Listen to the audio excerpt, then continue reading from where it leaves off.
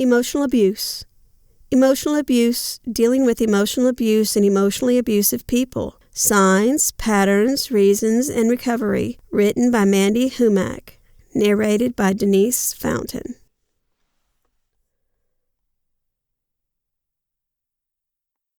Chapter 1. Emotional Abuse Explained. What is emotional abuse? Emotional abuse is any form of abuse that is non-physical and is intended to control or manipulate the victim through overt and subtle tactics such as insults, criticisms, denial, suggestive behavior, berating, belittling, or anything else that impacts the victim's sense of self-worth negatively. That's a mouthful, but it will make more sense later on. Emotionally abusive people will comment on your abilities or your qualities. They will tell you that you aren't good enough or that you won't accomplish things you want to achieve in the future. They are capable of making you feel bad about yourself, and they do it without caring about your personal wants or needs. This type of abuse is harmful because it starts to wear down your own thoughts and emotions about yourself. Over time, you may even start to feel that they are right about the things that they say, even though they aren't. As your self-esteem continues to decrease, you'll start to feel worse about yourself and feel more like the things your abuser is saying are true. This is troubling for your future, and most definitely for your future happiness.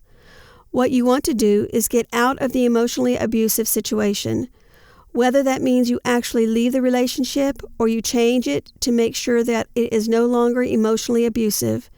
You want to do something that is going to help you in your life. You definitely want to make sure that you are living happily after all.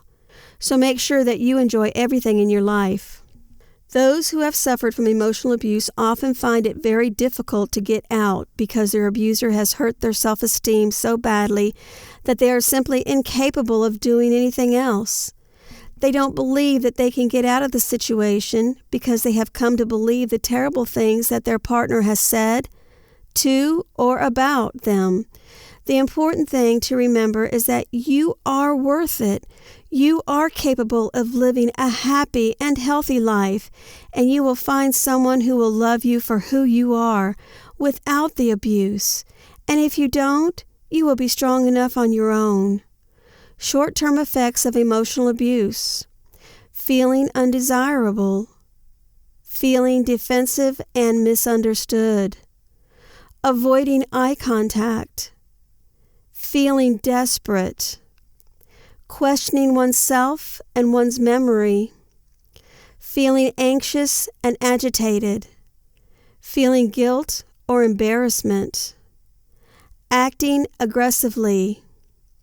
Feeling helpless and powerless. Crying regularly. Being overly compliant or passive. Feeling confused and surprised. Feeling controlled, used, betrayed, and manipulated. Long-term effects of emotional abuse. Suicidal thoughts or attempts. Generalized anxiety. Feeling alone. Withdrawal. Unexplained physical pain. Low self-worth and low self-esteem. Sleep disturbances. Underachievement. Emotional instability. Depression. Overdependence on the abuser. Inability to trust. Panic attacks. Substance abuse.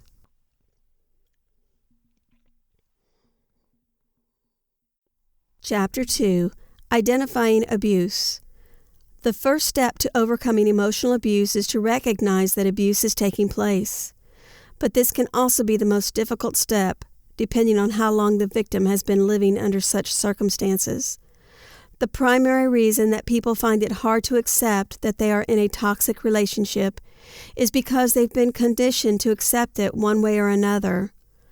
This may be the result of an effort by the person abusing them, or it could be a natural byproduct of continual abuse. In either case, abuse has become the norm for them, and they choose to live with it as a regular part of life. The signs of an abuser. To return to an earlier point, every one of us has the same capacity to abuse those around us. There are some studies that suggest those from certain backgrounds or with certain experiences are more likely to become abusive. But at the end of the day, there is no surefire way to simply pick an abusive partner from a crowd. Unless you're a mind reader, the only way to pinpoint an emotionally abusive person is to observe their actions, which sadly means abuse has to be taking place already. To make the following discussions a little easier, let's summarize the tactics used by abusers into different categories. Direct control. The abuser places him or herself above their victim by directly telling them what they can't and can do, as well as physically controlling what they do with nonviolent actions. For example, to prevent their victim from using a shared vehicle, the abuser may take the keys or keep or hide them. By establishing what the victim can do and forcing these rules onto them, the abuser has positioned him or herself above the victim and wields monopolistic power in the relationship. Deflection. The abuser takes something that they themselves have done. Deflection. The abuser takes something that they themselves have done wrong and pin the fault on the victim. Alternatively, they may instead try to divert attention from what they've done by bringing up something the victim has done in the past. Think of the classic blame game and you've got deflection. The accusatory nature of deflecting can have a profound effect on the victim. They may come to feel as though they're being too harsh or that they aren't living up to their partner's standards. At its core, deflection is about the abuser refusing responsibility. Another form of deflection involves the abuser intentionally making the victim think negative thoughts, such as jealousy and suspicion, through their actions. They participate in activities that would naturally make anyone feel uncomfortable in some way, and then accuse the victim of overreacting once they are called out on it. This is likely to happen in relationships. They'll begin spending more time with other people and draw attention to the fact, specifically to plant the idea in the victim's head that something could be going on. Then, when the victim finally speaks up, the abuser reacts in such a way that makes the victim feel crazy. This overlaps into the next tactic, confusion. Confusion. As the name implies, confusion is all about making the victim question his or her own perception of events. The abuser outright lies about previous conversations or events to get what he or she wants, effectively and fraudulently rewriting history and leaving the victim to doubt their own memory and feeling foolish. Another tactic is to simply talk in circles, to get around the victim's ideas, bouncing from subject to mess them up and force them to abandon the subject. Withholding. Another form of control is withholding. This is generally on an emotional level. The abuser shuts him or herself off from the victim until he or she gets the desired results or does it to reinforce obedience. Signs of affection cease. The abuser may stop communicating entirely. On a physical level, sex and physical intimacy are withheld as well, being reserved to reward obedient behavior or simply being exhibited when the abuser feels they should be, with complete disregard to the victim's wants or desires. Self-pity. The abuser fishes for sympathy by acknowledging the wrong he or she has done, but rather than just apologizing, the abuser proceeds to place him or herself below the victim in a seeming power shift. They may punish themselves and express high levels of guilt in an attempt to get the victim to forgive them. Abusers will resort to self-pity when their victim stands up to them in order to regain control.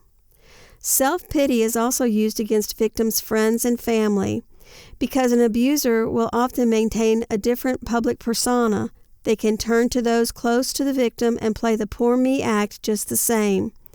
The victim suddenly finds the people they care about expressing concern for the abuser, asking what's wrong with the relationship and giving advice to patch things up.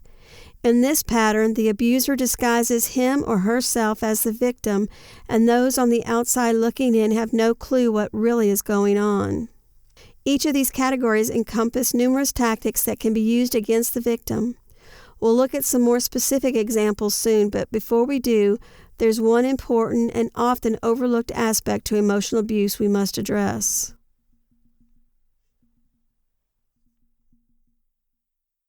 Chapter 3: Emotional Abuse, the Signs. There are a number of signs that you might be in an emotional abusive relationship. If you read through these signs and they sound like what you're going through, then this is important to know.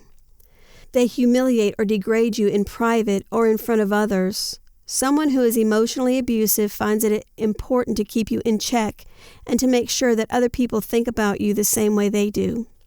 They do this by making degrading comments about you in public, expecting others to feel the same way that they do, or to convince you that you are wrong and that they are the ones who are better and stronger than you. This makes you feel embarrassed and less secure about yourself because you feel that everyone knows your secrets. They disregard your opinion or suggestions. If you have a suggestion, they will find a way to ignore it or make it sound stupid or unimportant because they have a different idea. Even if they like your idea, they will find a way to either tear it down and make it sound like a bad or stupid idea, or to make it sound like it was their idea first. The only way they can accept your ideas or suggestions is to believe that it was their idea and you stole it from them, or that they have made your idea better by turning it into their own idea. They tease to make you feel bad about yourself. They may claim that they are only teasing you when they make negative comments or remarks about you or about things that you do. Though others may tease you about the same types of things, you will be able to tell the difference between harmless teasing and their antics of trying to make you feel bad about yourself and the things that you can or should do. The comments will hurt you and make you feel bad about yourself as a person, rather than being little jokes that you can brush off or even laugh as you would with your friends. They accuse you of being overly sensitive when you get upset about their comments. In many instances, if you do get upset by their comments, they will claim that you are being too sensitive and that they were only joking or teasing. They will try to make you feel silly or bad for getting upset and may even get angry with you for being overly sensitive when you actually have every right to be upset. They will try to make it your fault, or they may simply tell you that it's the truth and therefore they aren't sorry about it. These comments may even be made in front of others and will make you and them feel uncomfortable. They dominate and control everything you do like you would with a child. An emotionally abusive individual may make you ask permission to do different activities, especially if you're going without them, and they may closely guard all of the finances to make sure they know what you're spending money or time on.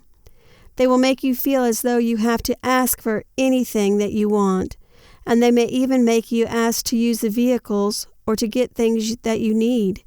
You may feel like a child having to ask your parents for permission before doing anything, and this is how they want it because you're less likely to do something they don't like. They accuse you of things that you haven't done, such as cheating or lying. Emotionally abusive people will often accuse you of things that you haven't done, even if you know you haven't done them. They may accuse you of cheating on them or lying to them about where you've been. They do this to make you feel guilty and to make sure that they get their way. They may even accuse you to try to get you to confess to something else. This may also be done because they are simply insecure themselves and believe that you may be doing other things or looking for someone else because you don't like them anymore. For more about jealousy, check out this book, Jealousy: 7 Signs to Help You Trust Your Relationship and Stop Insecurity. They blame others for their own mistakes and deny responsibility. If they are emotionally abusing you, they are likely ignoring responsibility for anything that they are doing wrong. If they fail to get something, like a job promotion, it will be someone else's fault. If they get mad at you, it will be your fault. There is never any blame on the abuser because they believe that they are always right and that they have never done anything wrong. The things that go wrong in their life are the result of other people turning against them. They tend to withdraw attention as a method of punishing you.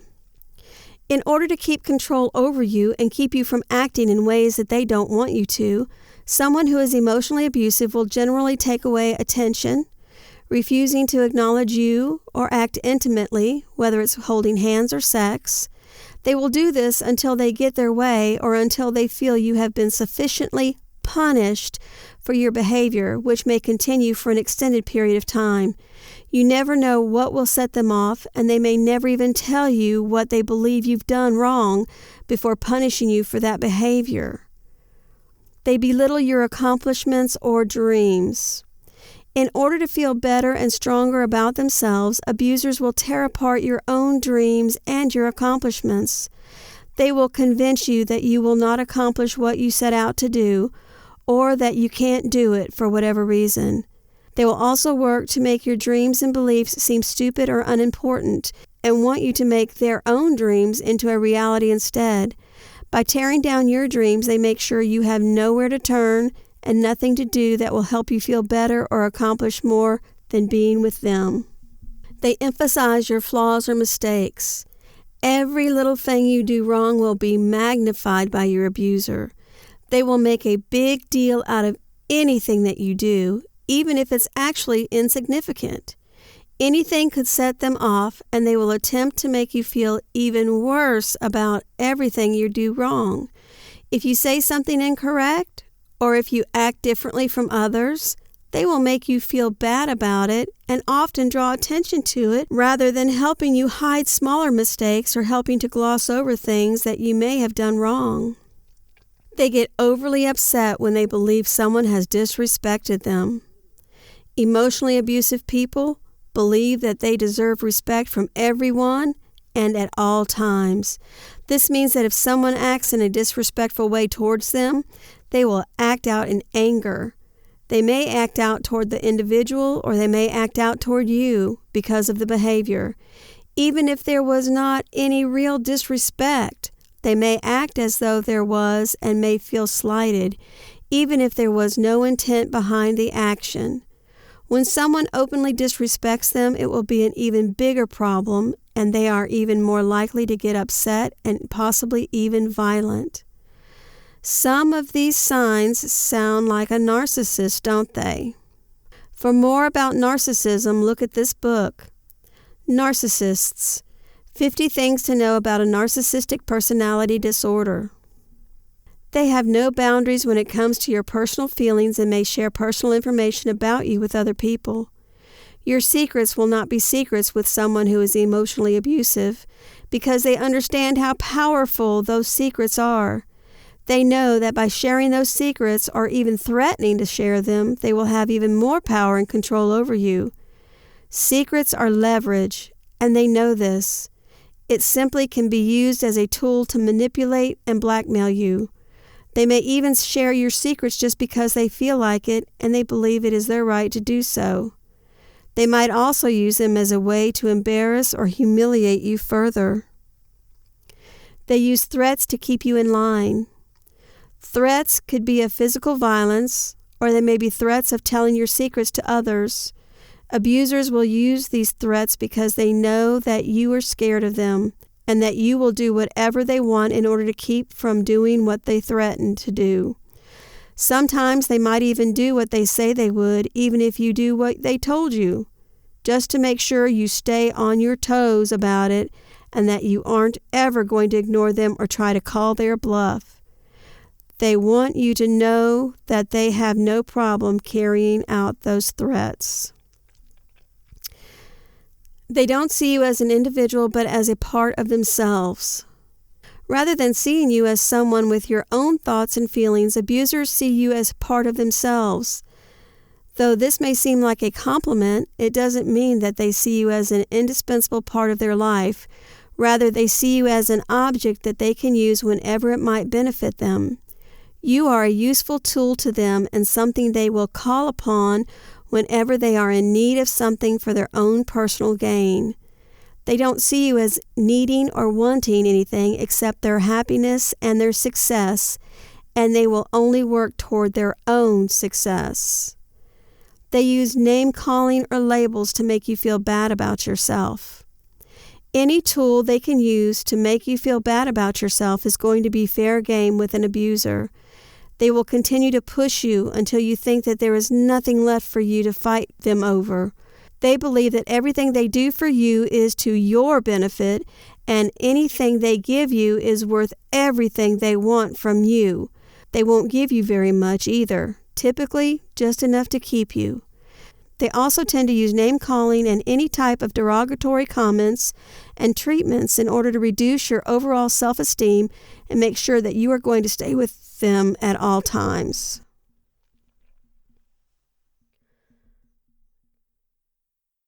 Chapter 4. Emotional Abuse Patterns. Domination. This occurs when the abuser tries to control your behavior, your beliefs, and thoughts.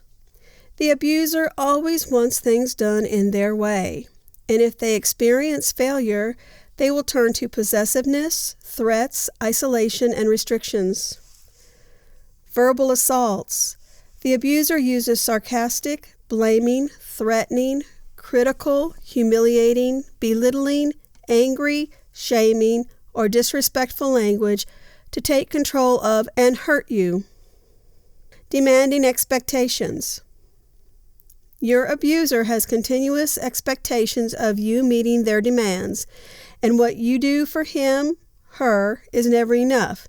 It never ends. Abusers are so persistent of you meeting their demands at the expense of yours that they will go through extensive lengths to get this done. Emotional blackmail. This is another way through which abusers get their way. However, this is usually more calculated as opposed to a verbal request. Emotional blackmail can be in the form of withholding kindness, sex, or affection until the abuser's desires are met. Unpredictable behavior. Crazy-making behavior is also unpredictable behavior. Crazy-making behavior is also a form which can be taken by an emotional abuse. 1 minute your partner is loving and kind, and a cold shoulder is what they give you the next minute. Inconsistency is a key element to this confusion they are trying to create in you. At one time of the day, let's say in the morning, your abuser shouts and yells at you for no apparent reason. He or she is angered by different things each day. Creation of crisis and chaos. Abusers are only happy when they are creating upheaval. They can start an argument intentionally with your friend or you just because they feel like doing it. They are addicted to drama. Abusers always seem to be a mist of chaos, and they are constantly stirring it. They are usually excited by the reactions of people around them. Gaslighting. The word came from a movie in 1944, Gaslight, where a husband tried to make the wife not believe her opinions. Your spouse may deny something that both of you are aware of, which is true, by gaslighting you. They can also make you believe that something happened while it actually didn't. They make you see that you are telling a lie, all just to make you look crazy and stupid. Sexual harassment. This occurs when the abuser forces you by means of actions or words to a sexual activity without your consent. It can also happen through guilt trips, insults, threats, etc., and the abuser tries to make you try some acts of sex that you are not comfortable with. A relationship that uses regular behaviors and words to manipulate and control the other person can be considered abusive and maladaptive, even if violent or sexual acts aren't involved. Being shown some affection and kindness by your partner is not a sign that there is no abuse in that relationship, and neither does random good conduct by your partner refute their bad intentions.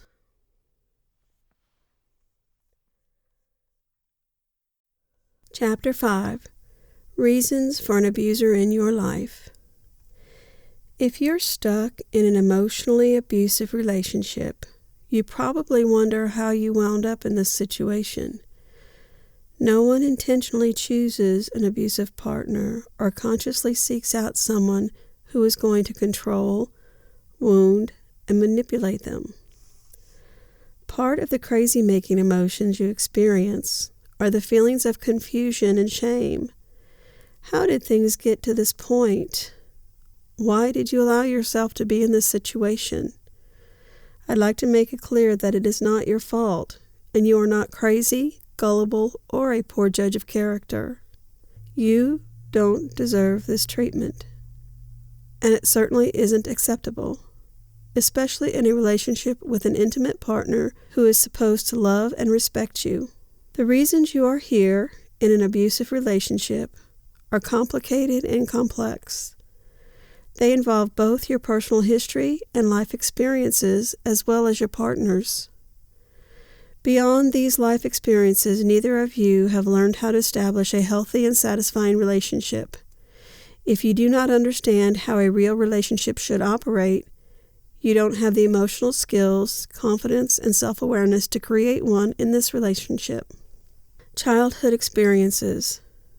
There are unconscious needs and fears you both act out in the dynamic between you, and these needs and fears often go back to your childhood experiences with your own parents.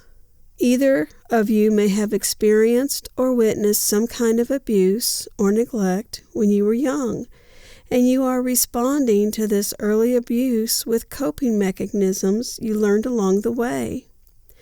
In the survey I conducted with 300 of my blog readers who are or were victims of emotional abuse, more than 60% stated they were the victims of physical or emotional abuse or neglect in their childhoods. If your first reaction to this news is, "That's not true for me, I wasn't abused as a child," I invite you to reconsider what child abuse and neglect really is. What you might have considered normal or expected behavior from your parents might well have been abusive or neglectful. Few people who were not abused as children would put up with emotional abuse from their intimate partner as an adult. When you know what healthy, loving, and secure relationships look like, you have the skills to recognize when someone's behavior falls short of that, and you steer clear or demand immediate change. In a later chapter, we'll talk about some of the specific types of abuse you and your partner may have encountered as children, and how this abuse has impacted your choice in partners. For now, I want you to understand how your childhood experiences may have shaped who you are and how you became a victim of abuse, and how your partner became an abuser. Certainly, there are abusive relationships in which neither partner suffered abuse or neglect as a child. Certainly, there are abusive relationships in which neither partner suffered abuse or neglect as children or young adults. A woman or man who is confident, intelligent, and generally happy can get involved with an abuser. Abusers are adept at knowing a different face at the beginning of a relationship. They can be charming, attentive, and kind, only to slowly reveal their controlling, aggressive, and manipulative true colors. By the time you figure it out, you are entrenched in the relationship and thrown off balance by his or her confusing behaviors. Those who have never suffered from childhood abuse still have times of vulnerability and low confidence. This is the perfect time for abusers to strike and for you to fall for their ploys. Their confidence, charm, and attentiveness seem the perfect antidote for your stress and pain. These qualities in a potential love interest are intoxicating for anyone, but especially for someone who is vulnerable. The biology factor. Despite strides made in equalizing gender roles, men and women are culturally trained to react differently to fear and pain. Biology certainly has something to do with how we react, but cultural expectations have inevitably shaped us. In general, men are discouraged from expressing their pain and fears with tears and words, but are given permission to show anger and control. On the other hand, women are given permission to cry and show emotions, except when it comes to anger. Women are more inclined to repress and suppress angry feelings and internalize their pain. This isn't true in all cases. There are certainly men who internalize anger and women who express it. But in general, this is a pattern you see reflected quite often with men and women. When men are hurt, their instinct is usually to retaliate. They'll strike out with words, attitudes, or actions to protect themselves from further pain. Women, however, are not so quick to retaliate, and instead seek to avoid anger and foster peace. In fact, some researchers believe women are biologically wired to work toward peaceful resolutions, even at their own expense. More importantly, if something goes awry in a man's world, he is more likely to look outside himself for the cause of the problem. Men are also biologically wired, but for action rather than introspection. They tend to blame others and have a more difficult time taking responsibility for their actions and feelings. This is all in general sense. Again, and I personally know men and women who oppose these stereotypes. So don't feel offended by any of this if it doesn't apply to you. The first place a woman goes when conflict occurs is inside herself. She spends a lot of time internalizing a problem and will often question and blame herself rather than someone else. This means a woman is more likely to give in during an argument to maintain or restore peace. She is also more likely to feel confused about herself and her role in the conflict. As a result, she often compromises or backs down in the relationship when she shouldn't. When you internalize anger, back down, and compromise yourself too often, you become resentful and depressed. As time goes on, your self-esteem is severely diminished, which ironically makes you more dependent on the person causing your pain. You fear abandonment, so you don't want to do anything like assert yourself or stand up for your opinions, which could jeopardize your relationship and lead to rejection by your partner. Men often put on an air of indifference and nonchalance to protect themselves against being hurt. This further frightens the woman, making her think he is going to reject her. So she clings tighter to the relationship and is willing to give in and take even more blame to gain love and acceptance from her partner. Abuse victims often have a warped sense of familiarity and comfort in an abusive relationship. They will often return to the relationship or, after leaving it, will unconsciously seek out another similar one. This meeting of two wounded souls, the abused and the abuser, creates the perfect setup for a match made in hell. The abuser attracts someone who is willing to take the abuse and give into his or her control. The victim attracts someone who needs to dominate and control. Both express their pain in opposite but destructive codependent ways. Neither the victim nor the abuser is helping themselves or the relationship by resorting to the more extreme reactions typical of their genders. Men would do well to restrain their angry reactions and spend more time internalizing the situation and considering their own part in it. Women could greatly benefit from acknowledging and expressing their anger in healthy ways, standing up for their opinions, and demanding their partners accept responsibility for his or her actions. But this is easier said than done, as many of the relationship problems between victims and abusers come from unhealthy or inadequate behavioral patterns learned both in childhood and reinforced throughout their lives. These patterns become so ingrained that they are almost automatic.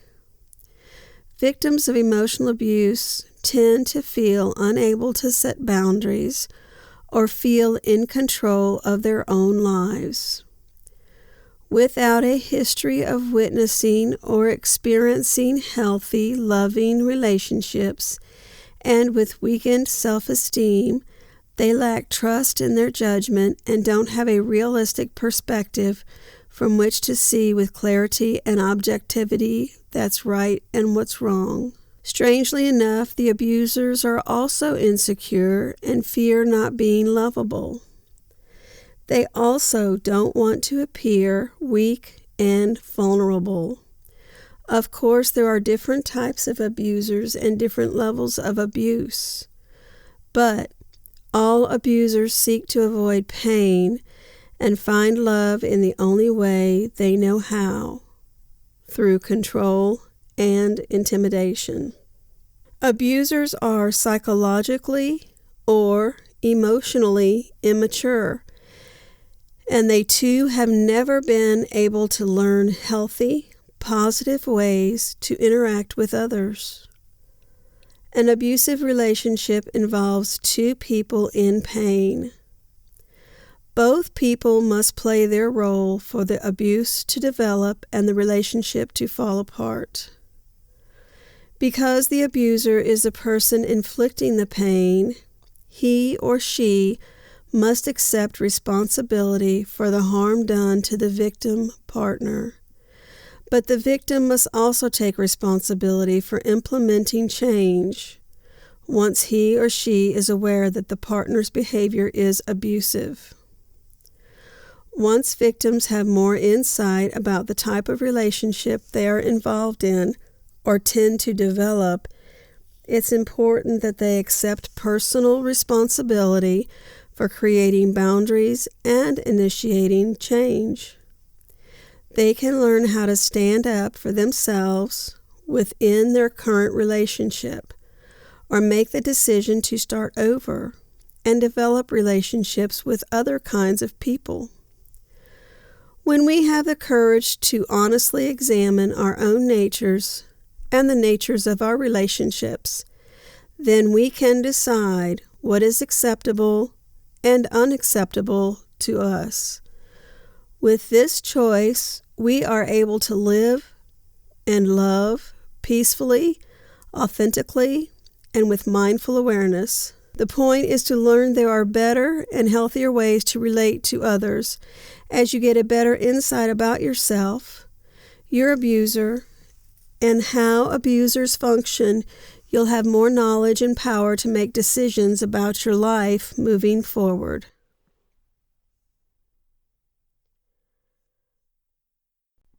Chapter 6, The Recovery. Recovery is a multi-step process. There's no way of telling how long it will take you to complete your process. Everyone heals at a different rate. There's also no set path to this journey. You may find that some of what is in this section doesn't apply to you at all, or that you'll experience them more than once, or you'll experience a different set of things entirely. This is perfectly normal. Remember above all else to give yourself time. Patience is key. What to expect. Sadness. You're inevitably going to feel sadness at some point following the breakup, even if it isn't immediately after. During the grooming process, the abuser's affections fired off chemicals in your brain. They made you feel good, and as the grooming continued, your brain became addicted to the feeling, like a high.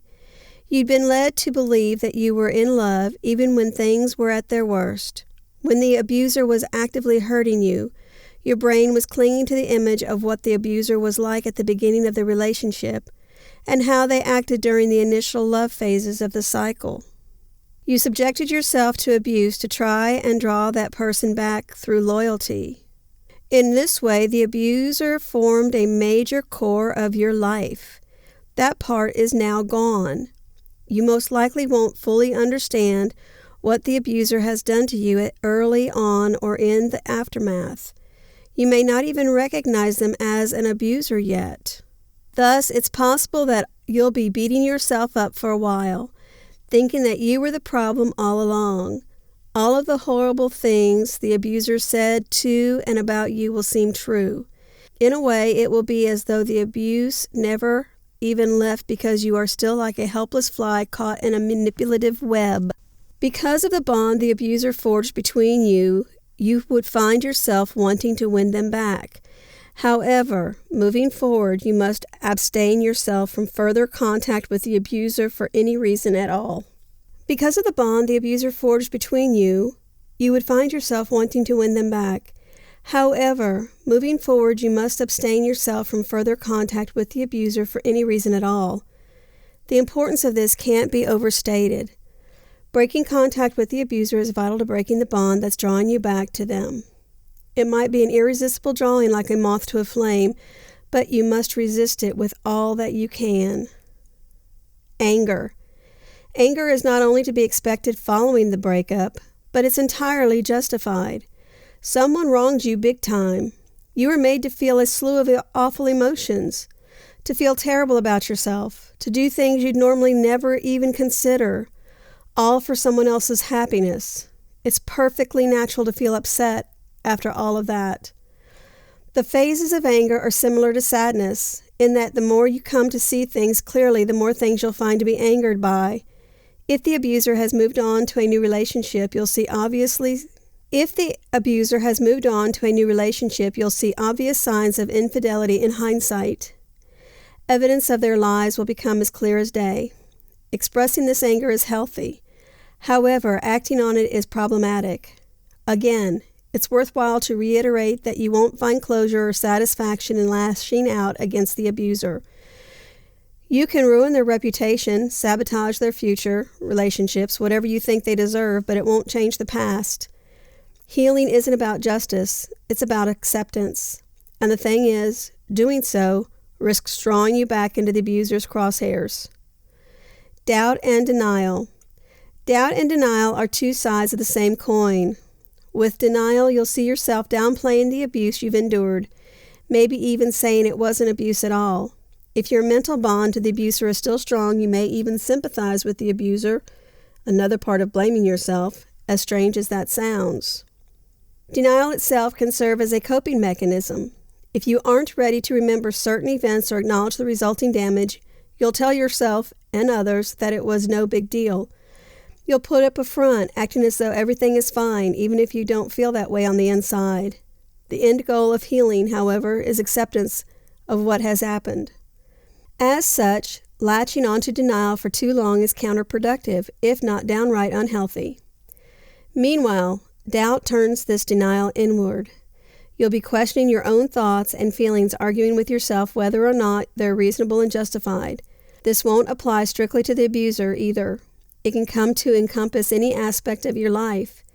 You'll be gripped by anxiety, second-guessing the intentions of those around you, even close friends and family. You'll be leery of new relationships, romantic or otherwise, out of fear of being abused again. Intrusive thinking. As you're assailed by intrusive thoughts, you'll find it increasingly more difficult to focus on the task at hand, whatever that may be, and instead be consumed by thoughts of the abuse. You'll be overcome by emotions attached to these memories. Thoughts can become habitual. The more the thought is repeated, the more powerful the response it triggers in you becomes. It's exactly the same effect the abuser used against you during the early stages of the grooming phase. All of the affection they showered you with created a positive response in your brain, and through repetition, your brain became addicted to this chemical response. Continual negative thinking is actually self-perpetuating. Certain chemicals released by negative thoughts impede your ability to think constructively. Studies also show that our thoughts, positive or negative, have an impact on our physical health as well. Thus, intrusive thoughts become a major problem. Knowing what to expect is the first half of the battle. Preparing yourself and tackling these things is the second. The recovery toolbox. It's a rare person indeed who can recover from an abusive relationship by themselves. That's why it's important to build up your support system as you recover. Friends. Humans are social creatures by nature. Simply having people to socialize with can have a positive effect on your mental health. But it's not just a matter of having people to chat with. You'll want people that you can feel comfortable opening up to with your thoughts and feelings as you go through your emotional ups and downs. Good friends will listen when you have something to say and help pick you up when you're feeling defeated. As you're sharing your story with others, you'll come to learn a great deal about the people you hold close. True friends will stick by you through this difficult period, while others unable to handle these changes you're going through will vanish completely. As much as it may hurt, you'll be better off in the long run without such fly-by-night people in your life. However, you may still encounter frustration with your genuine friends. Some may not understand the full depth of what happened to you, let alone what emotional abuse itself is. Responses like, "Can't you just get over it?" or "Move on," will leave you speechless. Knowing that this isn't necessarily a lack of caring on their part, so much as it is a lack of understanding, might assure you somewhat. Those who haven't endured emotional abuse themselves can find it difficult to empathize with those who are sufferers because of a lack of first-hand experience. Even if you give them every tiny detail of what occurred and how you're feeling, they'll still be scratching their heads.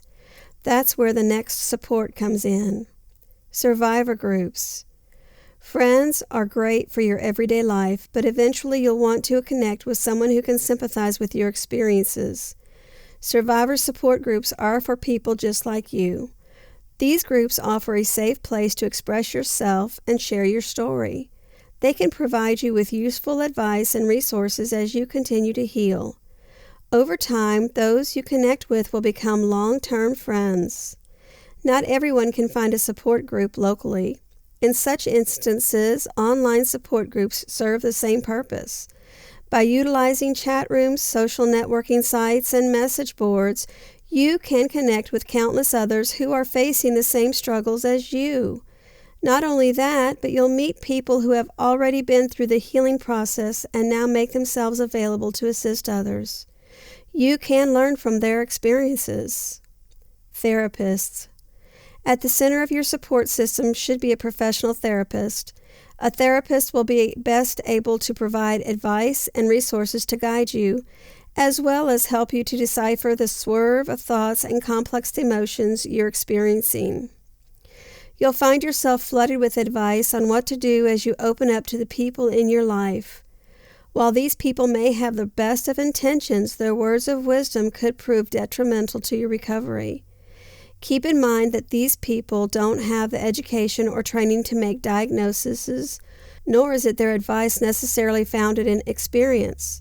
For these reasons, you should always be cautious when taking the advice of those outside of the mental health field in regards to your recovery. Run everything by your therapist first before acting on someone else's advice, including what's in this book. There is a rather unfortunate stigma associated with receiving mental health, especially in the Western world. People are quick to make incorrect assumptions about those in therapy programs, writing them off as insane or emotionally unbalanced. Should you encounter this mentality from others, you might feel hopeless that you'll always be defined by this one aspect of your life. For your benefit, you must set these feelings aside. Regardless of whether or not your abusive past has left you with a mental disorder or illness, proper therapeutic treatment can help get to the core of your newly developed issues. Sort through the chaos in your mind, put it in a language you understand, and teach yourself techniques to keep your symptoms in check so that you can get on with your life. The education you receive through counseling not only helps you come to terms with what happened to you and why you're feeling what you're feeling, which will in turn help to eliminate confusion, doubt, and denial, but you'll also learn about the mentality of the abuser. It's not important that your therapist put a specific label on your ex-partner. They can't without giving them therapy as well. But with this new knowledge, you'll be better prepared to identify abusive behavior in the future and hopefully avoid finding yourself in a similar situation. Self-awareness.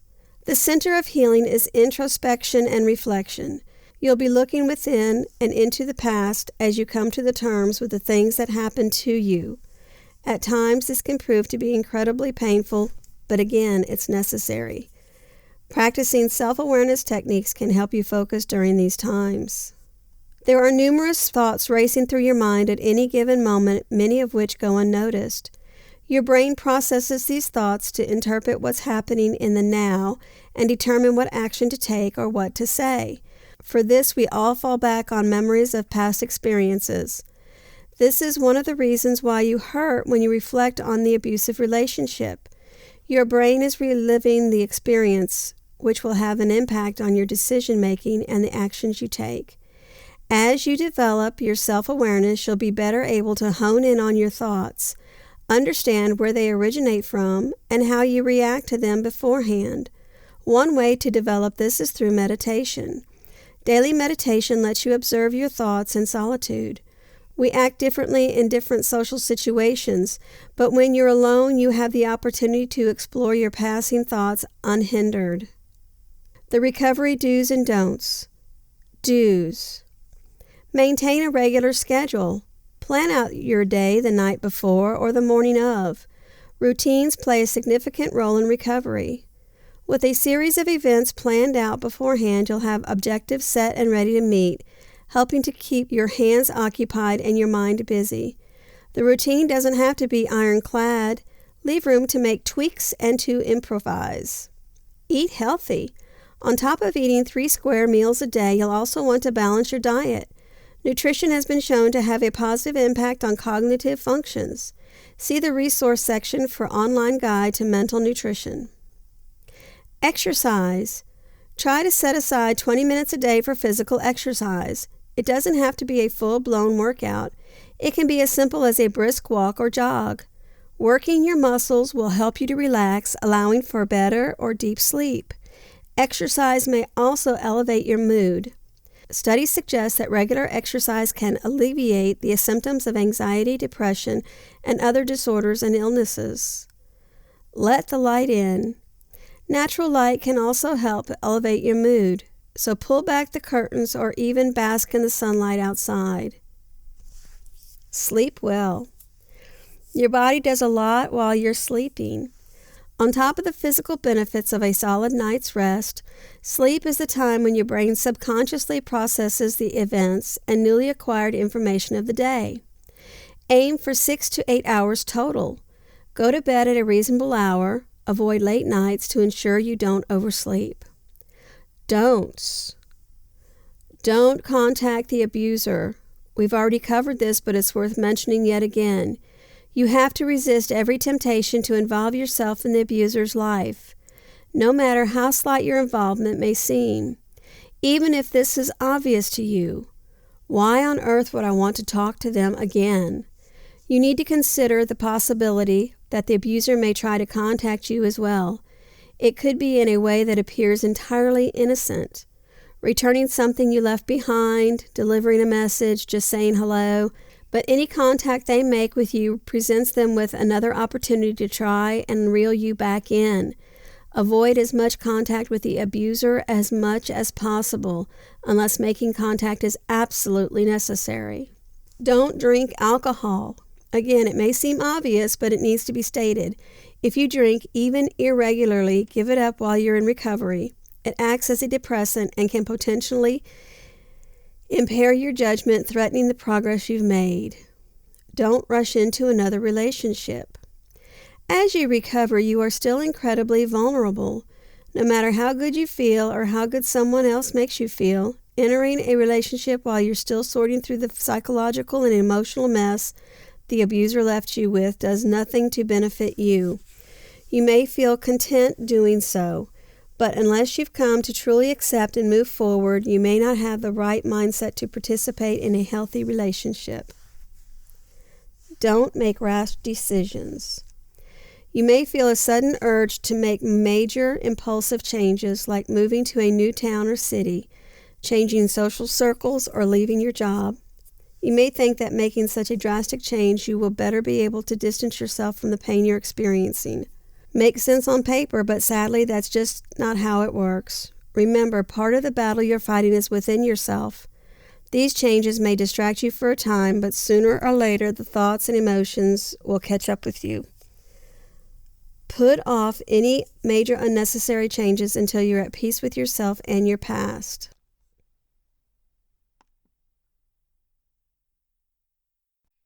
Conclusion. Now that you have reached the end of this book, I hope you have come to the firm decision that emotional abuse is no longer acceptable in your life. I hope your perspective has changed enough to take real action for lasting change. If you've been doing some of the self-work, meeting with a counselor, and making some of the difficult decisions related to improving your relationship or ending it, the last thing you need is to fall back into the destructive patterns you've lived with for so long. You've come too far for that. In the past, you may have been an emotional abuse magnet because of your own behavior patterns and past experiences. Now, as you've become more empowered and self-aware, you won't find abusive personalities as attractive, and they won't be attracted to the new you, a person who doesn't put up with manipulative, controlling, and hurtful behaviors.